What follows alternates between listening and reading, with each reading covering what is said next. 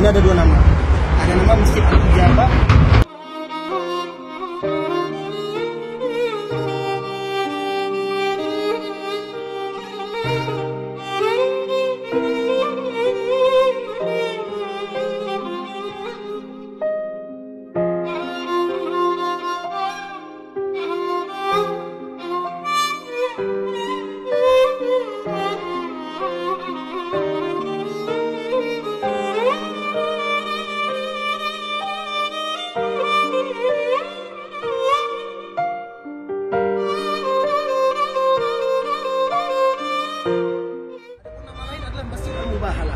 Kenapa dinamakan Masjid Al-Mubahalah? Karena Nabi Muhammad SAW pernah bermubahalah dengan orang Nasrani pada saat itu.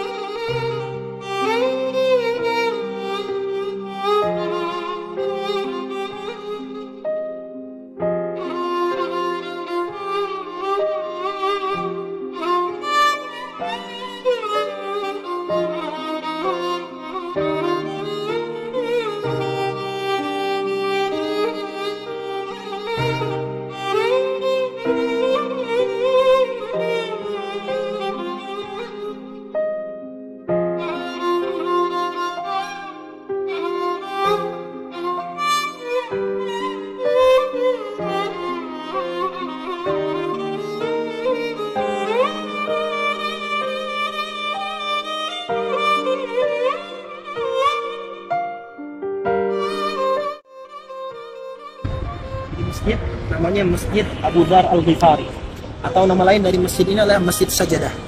Kenapa dinamakan Masjid As-Sajadah atau Masjid Abu Dzar Al-Ghifari? Karena periwayatannya adalah ketika itu Nabi Muhammad SAW pernah sujud yang sangat lama di sini, sampai-sampai para sahabat bingung. Sahabat mengira bahwasanya Nabi Muhammad sudah wafat karena panjangnya sujudnya Nabi Muhammad di dalam sholatnya. Ketika Nabi Muhammad selesai sholat, sahabat pun bertanya, "Ya Rasulullah, kami kira engkau telah wafat, saking panjangnya sujudnya ya Rasulullah." Maka kata Nabi Muhammad, "Ketika aku sujud, Jibril datang kepadaku mengabarkan suatu kabar dari Allah Subhanahu wa Ta'ala, yang mana hadis tersebut berbunyi, barang siapa yang bersalawat kepadaku, maka Allah akan bersalawat, arti Allah akan memberikan ampunan untuknya." Maka dari situlah dinamakan Masjid As-Sajadah, karena panjangnya sujud Nabi Muhammad sallallahu alaihi wasallam.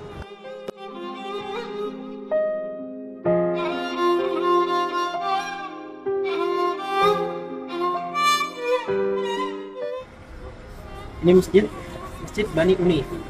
Ya.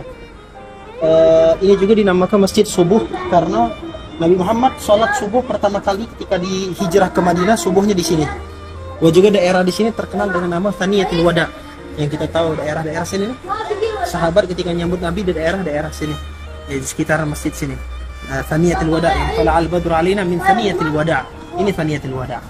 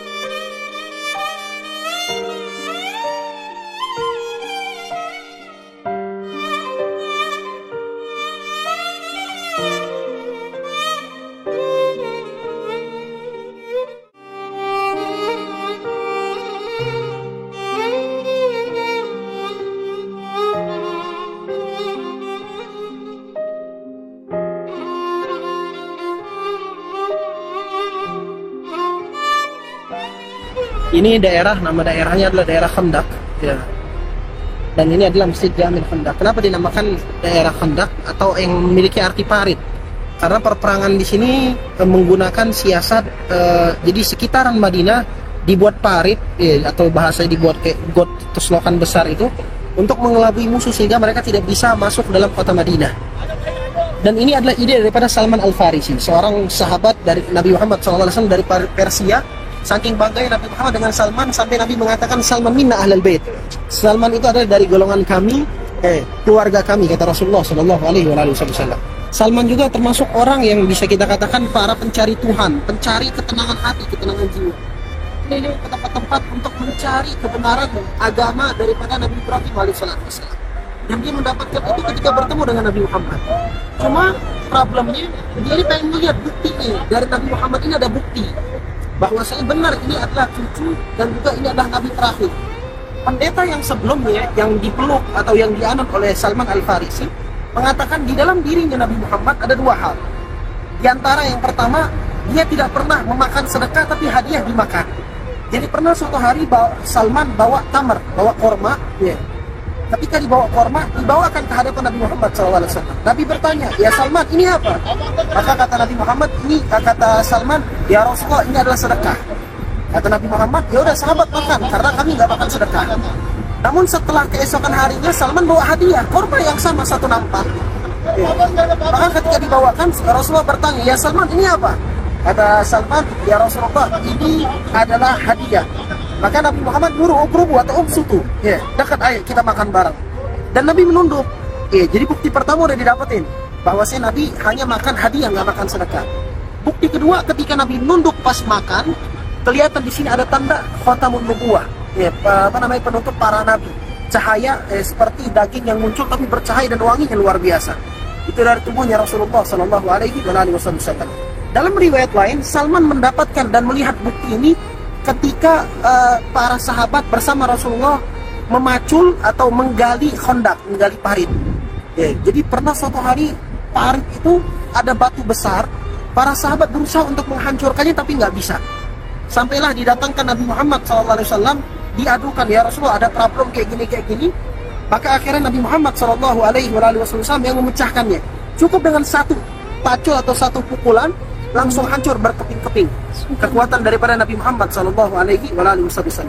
Dan di sini terkenal ada Masjid Sab'ah. Para sahabat itu dibagi oleh Rasulullah beberapa kelompok ketika membagi parit. Ketika membagi parit dibagi oleh Rasulullah SAW menjadi 7 masjid. Bukan 7 masjid tapi 7 bagian, 7 kelompok. Tapi di zaman Umar Abdul Aziz itu dijadikan masjid atau dikenal dengan masjid. Di antaranya di sini, ini kelompoknya Sayyidina Umar bin Khattab, terkenal dengan Firqah Umar. Adapun di sini adalah Masjid Khandaq, Jami' Khandaq. Kenapa dinamakan Masjid Khandaq? Karena para sahabat setelah menggali daripada parit, mereka sholat 5 waktu, sholatnya di sini bersama Rasulullah. Dan juga di atas sono ada Masjid Ali, Masjid Ali bin Abi Thalib. Sebentar.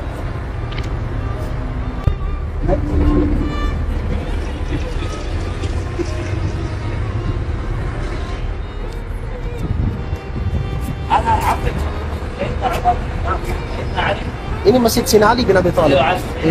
Di sini Masjid Sayyidina Ali bin Abi Thalib. Karena di situ kelompoknya Sayyidina Ali.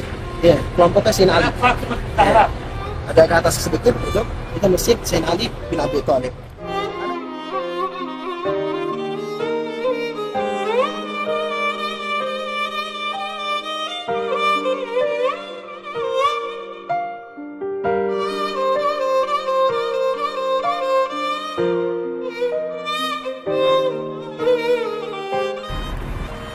Ini adalah Masjid Al-Fatah.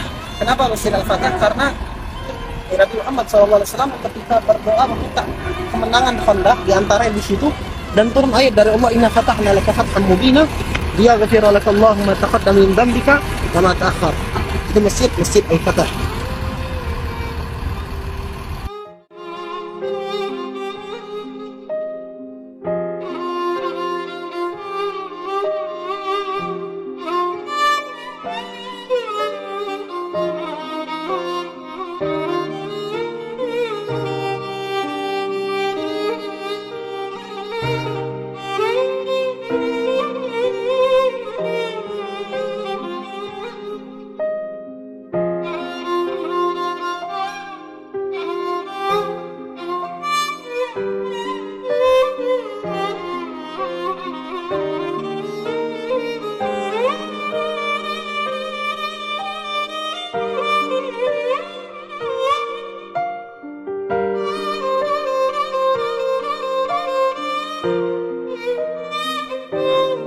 Masjid Fatimah Zahra. Masjid Fatimah Zahra ini kok apakah beliau juga ngikut gali parit? Bukan, tapi beliaulah yang membantu orang-orang yang sedang menggali parit dengan membuat makanan. Masjid Fatimah Zahra radhiyallahu ta'ala anha.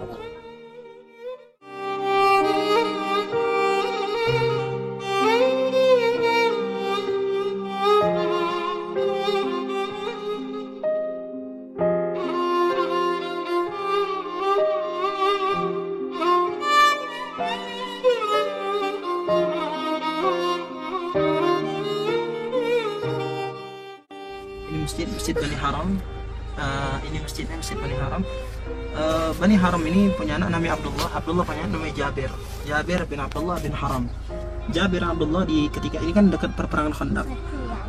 Di dekat Khandaq. Ketika perperangan Khandaq, Jabir bin Abdullah ini nengok Nabi capek, lihat Nabi capek, letih.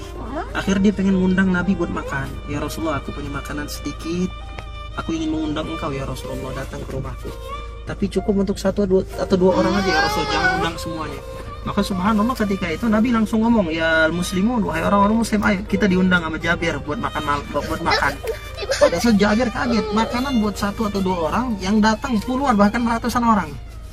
Akhirnya dibalik ngabarin istrinya, dipesanin nama Nabi, itu tungku panci jangan dibuka, biar aku yang buka, biar aku yang nuangin. Subhanallah, setiap orang masuk ke rumah ini per 10, kloter pertama 10, kloter kedua 10 lagi, semua orang yang ngegali Khandaq, ngegali parit, semuanya kenyang balik dari sini, dan panci itu masih ada sisa, padahal awalnya masih makanan tersebut cukup untuk satu atau dua orang saja.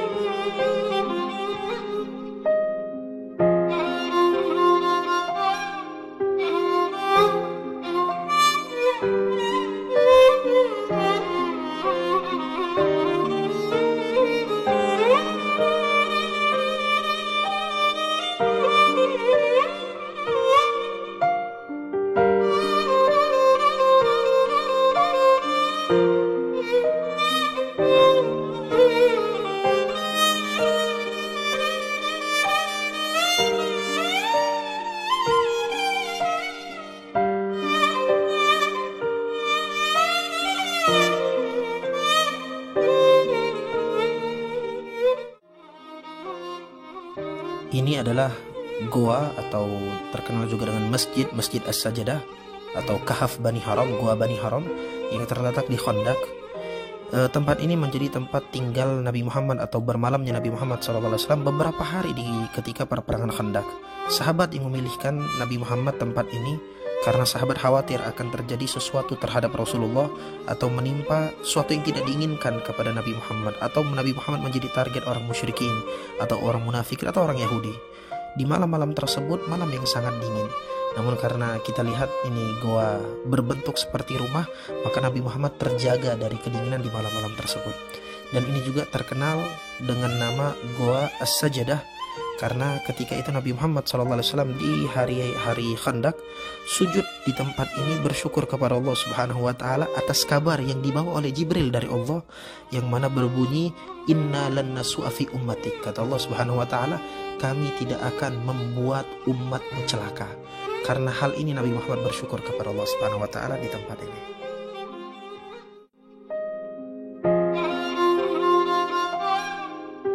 Ini tempat yang mengalir air.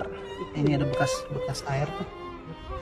Ini pernah ada batu ini, wadah ini pernah dipecahkan batu oleh Nabi Muhammad SAW. Ada batu di sini dipecahkan sehingga mengalir air. Di sini juga kelihatan tuh ada bekas sering basah. Ya berkat Nabi Muhammad SAW. Dan ini lokasi di Jabal Sila. Ya, bisa dilihat di situ Jabal Sila. Di bawah itu tempat ibadahnya Nabi Muhammad SAW.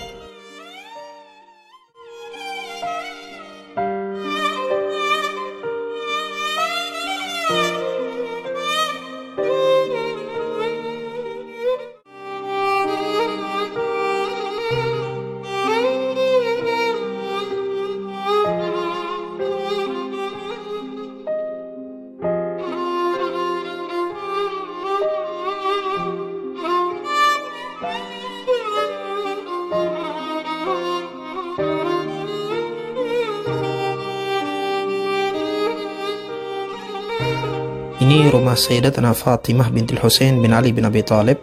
Dulu beliau tinggal di rumah Fatimah Az-Zahra di daerah Harrah.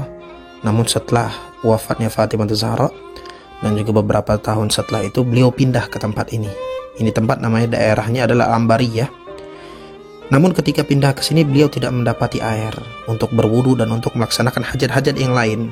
Sehingga beliau melaksanakan sholat 2 rakaat. Setelah itu meminta kepada Allah agar ditunjukkan mana air dan tempat sumur yang perlu digali, yang air itu jernih dan bagus. Maka akhirnya setelah beliau sholat, beliau mengambil satu pacul dan juga membuat satu tanda untuk digali, dan beliau melanjutkan pekerjaan tersebut dengan cara menyuruh para petugas atau tukang untuk memacul dan membuat sumur. Subhanallah, daerah yang bisa kita lihat penuh dengan bebatuan, tapi berkat beliau meminta petunjuk dari Allah Subhanahu wa taala, dari awal permukaan tanah sampai ke sumber mata air tidak ditemukan batu sama sekali, dan ketika digali sangatlah mudah. Dan ini sumur terkenal dengan nama Sumur Zamzam, mengambil berkah dari nama Zamzam yang asli yang ada di Mekah.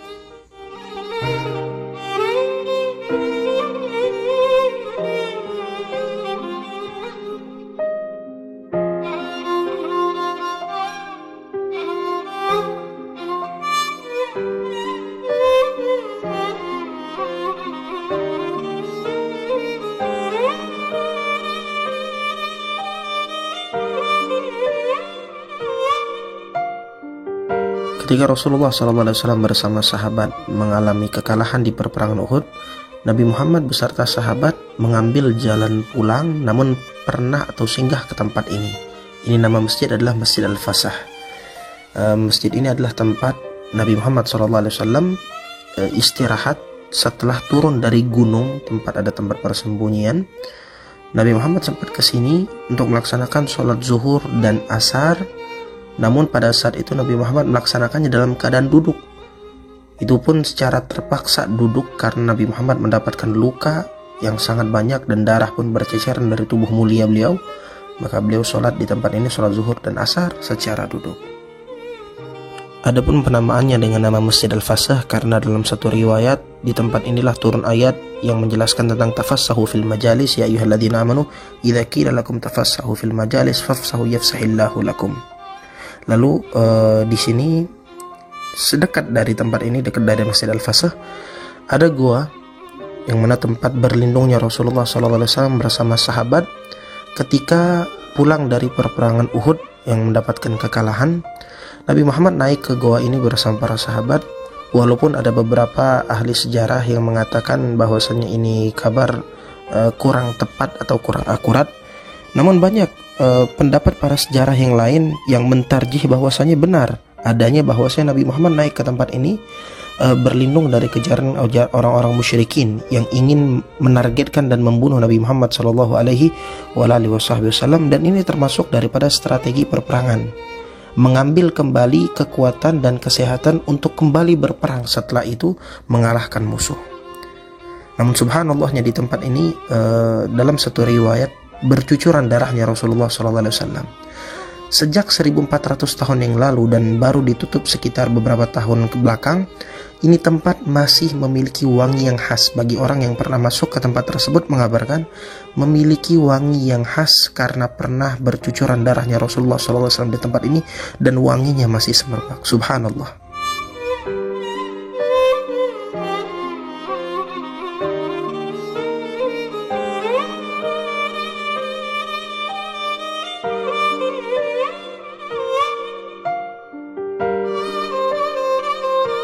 Kalau pengen tahu kuburan ayahnya Nabi Sayyidina Umar, patokannya dari Babu Salam. Babu Salam ini, itu Babu Salam. Babu Salam. Dari Babu Salam kita agak mundur sedikit ke pintu yang nomor 6. Dari pintu nomor 6. Nomor 6, ini nomor 7. Nah, ini pintu nomor 6 dan nomor 7. Atau patokannya tiang Musa Menara ini. Nah, di sebelah sini kita kan ada payung. Kalau kita hitung payung dari ujung sampai ke ujung sini, kita ada 11. Coba hitung 1, 2.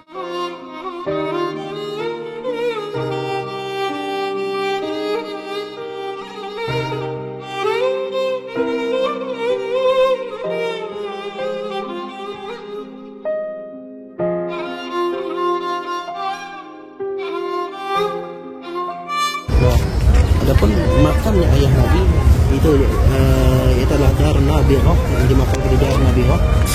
Di antara payung yang ke-9 dan 10. Itu kan 11, ini 10, ini 9. Antara 9 dan ke-10 itulah makam ayahnya Nabi. Cuma udah diratakan sama mereka. Ada yang mengatakan dipindahkan ke Baki, dan itu dengan operasi rahasia sehingga tidak ada yang tahu. Ada juga yang mengatakan bahwa saya tetap dirata ke bawah, makam masih ada di bawah. Dulu ini Darun Nabirah. Darun Nabirah ini keluarganya Bani Najjar. Jadi Sayyidina Abdullah itu kan meninggal di perjalanan. Ketika dia ingin berjalan ke daerah Madinah atau ke Syam, di pertengahan jalan sakit, dirawat di Darun Nabirah, di rumah keluarga ayahnya, yaitu keluarga Bani Najjar. Di mana keluarganya? Di Madinah. Nah, ketika wafat dimakamkan di situ. Antara payung ke-11, 10, 9. Antara 9 dan 10 di bawah situlah ada Darun Nabirah. Tepatnya di Madinah Munawwarah.